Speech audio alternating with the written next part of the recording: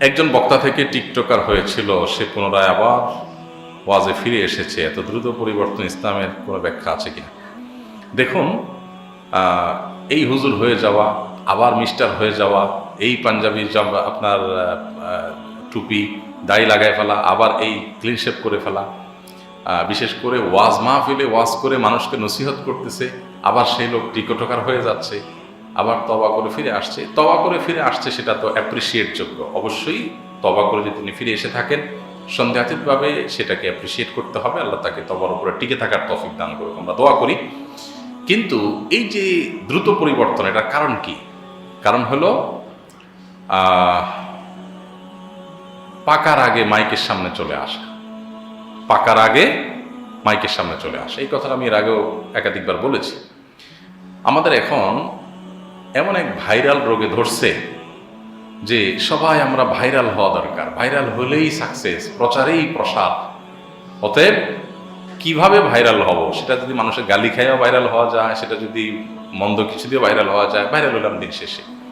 তো এইটা একজন দুনিয়াদার মানুষের চিন্তাধারা হতে পারে, একটা লেম চিন্তা করা মানুষের চিন্তা হতে পারে, কিন্তু এটা একজন সুস্থ বিবেক সম্পন্ন মানুষ, কোনো ইমানদারের চরিত্র হতে পারে না। ইমানদার নিজের কাজ করে যাবে আল্লাহকে খুশি করবার জন্য।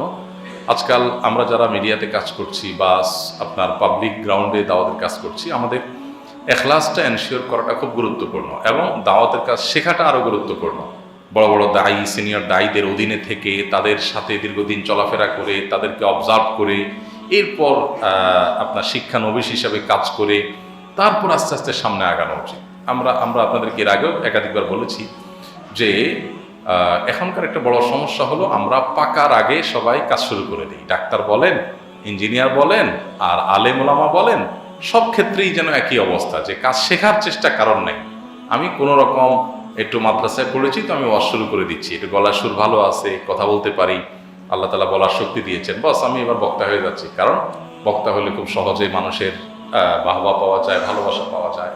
আল্লাহ মাফ করুন, এই মানসিকতা আমাদের পরিহার করা উচিত। যারা তরুণ উদীয়মান আছেন, মাদ্রাসায় পড়ছেন বা পড়বেন, দাওয়াতি ফিল্ডে কাজ করবেন, তাদের প্রতি আমার উদাত্ত আহ্বান। এমনকি যারা জেনারেল ব্যাকগ্রাউন্ড থেকে এসে দাওয়াতি কাজ করছেন, তাদেরকে আমরা বলতে চাই, প্লিজ এক বা একাধিক বিদগ্ধ, সিনিয়র, বিচক্ষণ, আল্লাহভীরু, নিষ্ঠাবান আলেমের সাথে সান্নিধ্যে থেকে দাওয়াতি কাজ শিখবেন এবং পরামর্শ করে করে আগাবেন, এবং একাধিক ব্যক্তি আপনাকে মনিটর করে ভুলগুলো ধরায় দেওয়ার জন্য লোক রাখবেন, সম্ভব হলে একাধিক উপদেষ্টা নিয়োগ দিবেন। এটা খুবই জরুরি একটি কাজ। আমরা আমাদের অফিসে ফাউন্ডেশন থেকে আমরা দাওয়াতি কোনো কাজ করার আগে বিশেষ করে যেটা নিয়ে মনে হয় যে পরামর্শ করা দরকার, আলহামদুলিল্লাহ আমরা পরামর্শ করি। একটা টিম রয়েছে, সেই টিমের সাথে আমাদের পরামর্শ, বোঝাপড়া, আলাপ আলোচনা হয়, তারপর আমরা সেটার কাটছাট করে বা পর্যালোচনা করে তারপর একটা সিদ্ধান্তে যাওয়ার চেষ্টা করি। কারণ এককভাবে আমরা দিন শেষে মানুষ, আমাদের অনেক ভুল হয়, সেগুলো যেন না হয় কমিয়ে আনা সম্ভব হয়। কারণ সাদা কাপড়ে দাগ লাগলে নজরে পড়ে বেশি। এখন একজন আলেমের যদি ভুল হয়, সেটাকে মানুষ অনেক বেশি হইচই করে, কারণ আলেম থেকে মানুষের প্রত্যাশা থাকে এর বিপরীতটা। এই জন্য যারা দাওয়াতের কাজ করবেন, তারা মেহেরবানি করে কাজগুলো শিখবেন। এই যে দ্রুত পরিবর্তন কেন হয় আপনি বলেছেন, এটা কেন হয়? কারণ হলো যে পাকা ছাড়া মাইকের সামনে চলে আসছে। অনেক পাকলে, অনেক সময় নিলে তখন পরিবর্তনটা এত তাড়াতাড়ি হতো না। মানুষকে হেদায়েতের কথা বলবো, আমার নিজের হেদায়েতের জন্য আমার কতটা প্রস্তুত করেছি আমি নিজেকে, এটা দেখা দরকার, তাই না? চুলার ইট আর চুলোর মাটি আর আপনার ভাটায় পোড়ানো ইট, পার্থক্য কি? চুলোর মধ্যে, মাটির চুলোতে যে মাটি থাকে না চুলোর ভেতরে, এগুলো আগুনের মধ্যে থাকে একদিন দুই দিন না, 2 বছর, 5 বছর, 10 বছর মা চাচিরা ওই চুলো রান্না করছে। তো সেখানে কিন্তু কাঠের আগুনে পুড়ছে এই মাটিটা, বছরকে বছর পুড়ছে, 8, 10, 20 বছরও পুড়ছে, তাই না? এরকম পুরাতন চুলাতে। এরপরে এটা ইটের কালার হয়ে যায়, কিন্তু চুলার একদম ভেতরের এই মাটিগুলো কিসের কালার হয়? ইটের কালার হয়। কালার ইটের হয়, কিন্তু শক্ত কিন্তু ইটের মতো কোনোদিনই হয় না। এটা মাটি, ওই মাটি পানিতে ফেলবেন গলে যাবে, একটু জোরে ফেলবেন দেখবেন ভেঙে গেছে, তাই না? আর একটা ইট, মাটির ইট, একই মাটির ইট হয়তো বা কাছাকাছি প্রকৃতির, ইটের ভাটায় মাত্র নির্দিষ্ট একটা সময় পোড়ানো হয়েছে, সেটা কয়েক ঘন্টা, তাই না? নির্দিষ্ট একটা সময় পোড়ানো হয়েছে। এরপরে এটা এমন শক্ত হয়, এরপর বছরকে বছর যদি পানিতে ফেলে রাখা হয় আর কখনো সেটা গলে না। পার্থক্য কোন জায়গায়? যে ভাটার ইটটা নির্দিষ্ট নিয়মে নির্দিষ্ট সময় ধরে সেটাকে পোড়ানো হয়েছে, আর চুলোর ইট কোনোদিন আধা ঘন্টা পুড়ছে, আবার 8 ঘন্টা পড়ে নাই, আবার 1 ঘন্টা পুড়ছে, আবার 10 ঘন্টা পড়ে নাই। হ্যাঁ, নিয়মতান্ত্রিকভাবে পোড়াপড়ি হয় নাই। তো অনিয়মতান্ত্রিক পোড়াপড়ি বছরকে বছর করলেও লাভ নাই, নিয়মতান্ত্রিক পোড়াপড়ি অল্প সময় করলেও লাভ হয়। যারা মাদ্রাসা পড়েছেন, জেনারেল ব্যাকগ্রাউন্ড থেকে আসছেন, ইসলাম প্রচারে কাজ করবেন, এই নিয়মতান্ত্রিক পড়ার অধীনে আপনাকে আসতে হবে। সিনিয়রদের অধীনে একটা পিরিয়ড পার করে শিখে তারপরে আপনি ইট হয়ে তারপরে যাবেন, তাহলে আপনার পরিবর্তন এত সহজে হবে না। আর চুলোর ইটের মতো একটু পড়ছেন, নেট ঘাটাঘাটি করে একটু পাইছেন, আরেকজন ওয়াজ থেকে একটু কপি করছেন, ওখান থেকে একটু কপি পেস্ট মেরে দিছেন, এরপর একটু ক্যামেরা লাগায় ভাইরাল হয়ে গেলেন। তো এরকম ওই চুলোর ইট হবেন, আজকে একরকম কালকে একরকম, আজকে হিরো হয়ে যাবেন কালকে জিরো হয়ে যাবেন, আজকে অনেকে বাহাবা দিবে কালকে মানুষ গালিগালাজ করবে, আজকে খুব মনে হবে অনেক কিছু করে ফেলছি, কালকে দূর তাহলে টিকটকারি হয়ে যায়। তো এগুলো কেন হয়? কারণ ওই যে নিজেদেরকে আমরা এটা একটা বড় ধরনের ব্যাধি আমাদের সমাজে, যে আমরা কেউ আসলে পাকতে রাজি না এবং কেউ একটু সময় নিতে রাজি না। আমি শিখি, একটু সময় নেই, একটু অভিজ্ঞতা সঞ্চয় করি, এটা আমরা করতে রাজি না। সবাই আগে আগে ভাইরাল হয়ে যেতে চাই।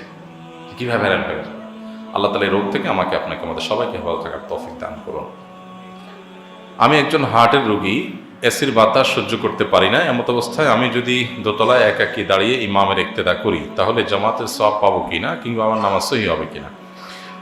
প্রথম কথা হলো যে এই জাতীয় পরিস্থিতিতে চেষ্টা করতে হবে যথাসম্ভব মূল জামাতের সাথে সামিল হয়ে নামাজ পড়ার।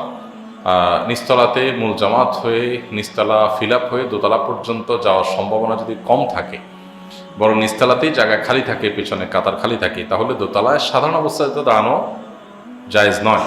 কারণ কাতারের মধ্যে কয়েক কাতার ফাঁকা রেখে তারপরে বিচ্ছিন্নভাবে দাঁড়ানো এটা সুন্নাহ নয়, সুন্নাহ সম্মত নয়, এবং জামাতবদ্ধ নামাজের ক্ষেত্রে এটা ত্রুটি, যেটা কেউ কেউ করেন।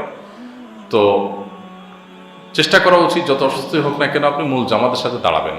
চেষ্টাটা বিভিন্নভাবে হতে পারে, যেমন মসজিদ মুসল্লিরা যখন আসেন, জামাত যখন শুরু হয় ঠিক শেষ মুহূর্তে আপনি আসলেন, আপনি দোতলা অপেক্ষা করলেন, বারান্দা অপেক্ষা করলেন, জামাত দাঁড়িয়ে গেল, তখন তাড়াতাড়ি আপনি ঢুকে গেলেন, ঢুকে আপনি জামাতে সামিল হলেন। জাস্ট ওই 7-8 মিনিট 10 মিনিট সময়, এই 10 মিনিট সময় আপনার খুব বেশি অসহনীয় পর্যায়ে অসুবিধা হওয়ার কথা নয়।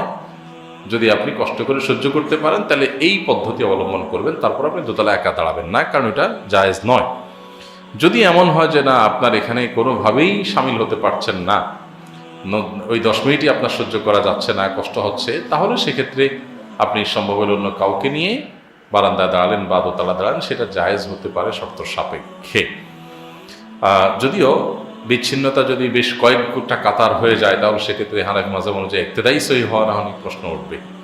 তো যদি এত বড় জটিলতা দেখা না যায় যে দোতলা আপনি একাকি দাঁড়াতে হচ্ছে, তো সাথে কাউকে নিয়ে দাঁড়াতে পারলে বেটার, সেটা করতে পারেন। আর যদি সেটা একান্ত করতে না পারেন তাহলে যদি কাতার এরকম বড় কোনো গ্যাপ তৈরি না হয়, 1-2 কাতার খালি আছে, অবস্থা আপনি দোতলা দাঁড়িয়েছেন বা বারান্দা দাঁড়িয়েছেন, ইনশাআল্লাহ নামাজ হয়ে যাবে।